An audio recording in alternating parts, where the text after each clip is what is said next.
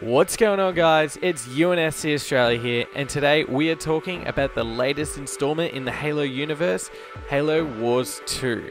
Now, this is only the Ultimate Edition that has launched on the 17th.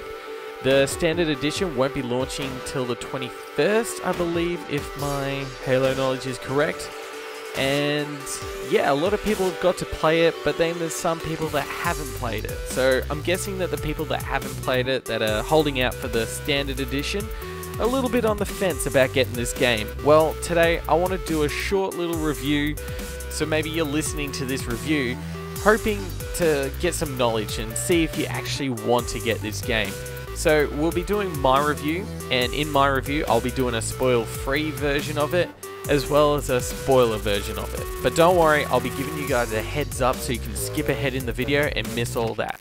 And then after it, we'll be going through your reviews of the game. I put a message out on Instagram and on Twitter, and I've got a few of your reviews, and I'm pretty excited to read through them and see what you guys think. And at the end, we'll give it a collective score as a unit, as a team. Let's go, guys.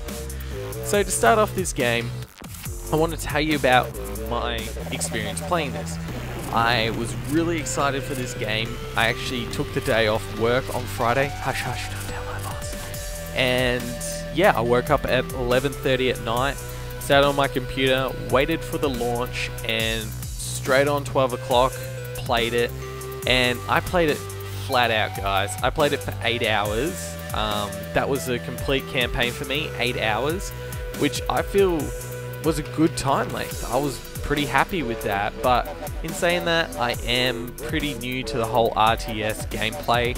I'm more of a FPS player, so getting used to the controls and getting used to all the quick change-ups that you have on the Xbox controller took me a little bit to get used to, but I also feel like I did get used to it and I learned how to play it, so that's got that going for it. So let's start off with my spoiler-free review of this game. Now, I quite enjoyed this game. It had a lot of beautiful cutscenes and such great music, guys. Like, just the main menu. Take a listen to this.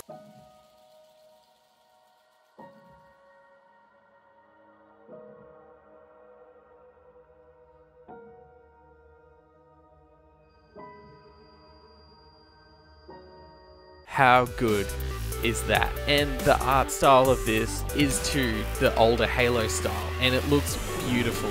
And Blur Studios, guys, wow, you make amazing cutscenes. Like, right from the get-go, when I started seeing those trailers, I was like, oh damn, there's some tasty trailers.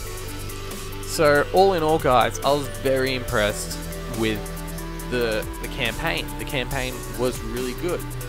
But there were a few things that kind of irritated me a little bit. I'll have to get into them in the spoiler version of this review. But for the spoiler-free version of it, I gotta say, guys, I quite enjoyed it. The music, the visuals, the gameplay, getting used to the controllers, all of that was very, very user-friendly. So with just those, I'm gonna have to give it a 6 out of 10. Now, that might seem a little bit harsh. You might be like, ooh, that's a little brutal. But here we go. We're going into the spoiler version of this review. If you don't want to hear it, here's a little timer that you can skip to. Skip to this time, and you won't get any spoilers. So I'll be going into it in 5, 4, 3, 2, 1. Let's go, guys. Spoiler version of it. Now, guys, we've played the campaign. We know what it's like, or maybe you haven't played the campaign, you've just seen the cutscenes and you know roughly what the story is. Now, going into this game, I was expecting this massive fight between Cutter and Atriox, and I was really excited to see a new leader of a new faction breaking his way into the Halo universe, and I was so excited to see this.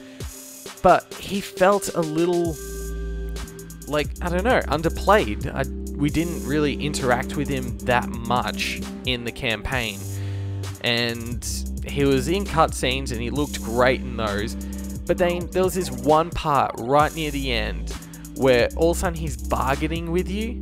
I'm like, come on, this guy's meant to be ruthless. Like, he's taken on the Covenant and now he can't take down one, like they said, one old ship, and he's bargaining with us. He's like, oh, wait. I tell you what, you guys run away. I won't chase you, and I'll get to keep the Ark. Is that okay? Is that right, buddy? So I offer you a boon. Take your troops, take your ship, leave now, and I will not hunt you down. No, I didn't feel like that was to his character. I feel like Atriox, in my eyes, was someone that would go down swinging. He didn't care what he threw out of them, he would win. Even if winning took himself out, he would do it just so then that person wouldn't win. And he might be setting up to fight another day. Maybe that's what it is. Like, the end of the campaign did set up that Cutter and him are both still on the Ark, and there might be some more back and forth. And if 343 brings out more campaign in the form of like a DLC or something like that, I'm all for it, but I don't want to pay for it, because if they're going to make me pay for this version of the game and then they're like, oh look, another $10, you get a little bit more of the story, I'm not happy with that. I will be happy if it's free, and if it's gradual expansions that lead up to Halo 6, that will be amazing. But if they just leave it the way they left it, and then Halo 6 comes around, maybe they go to the Ark and they see the remains of the battle, and they're just kind of like, oh, you guys have been fighting here for a few months, few weeks, years. Oh, that's pretty cool. Anyway, this is our story now. I didn't really mind it, but it lost a few points due to the fact of that really let down, overhyped thing that 343 seems to be very fond of doing. Like, they did it with Halo 5 with the whole Master Chief versus Spartan Locke, who will win? And it was like a 30-second fight scene that ended up in them giving each other a big old hug, and now they're team buddy. I don't know. That, yeah, maybe underhype it a little bit, and then I would have been impressed by Atriox. But you made him out to be this big baddie that could take on anyone, took on the Covenant, and pretty much no one even got close to him. But now he's bargaining with the spirit of fire. I don't know. There we go. That's my 2 cents. Alright, back to the spoil-free stuff, and welcome back the rest of the viewers. How you going? Was it fun skipping ahead? You're probably wondering, what the hell? What did we talk about? We're talking about you. Shh. Don't tell them, guys. Don't tell them. It's funnier this way. Alright, let's get into your reviews. So, like I said before, I went on Instagram, went on Twitter, and I asked you guys, what did you think of this game? So let's start going through some of these reviews. So the first review comes from the unofficial Starling. On the Halo Wars campaign, 8 out of 10. Very fun and well done. But the ending wasn't satisfying enough. So this review comes from Recon Bio. Halo Wars 2 campaign review. 8 out of 10. The vastness of this game in comparison with the original in refreshing for RTS fans.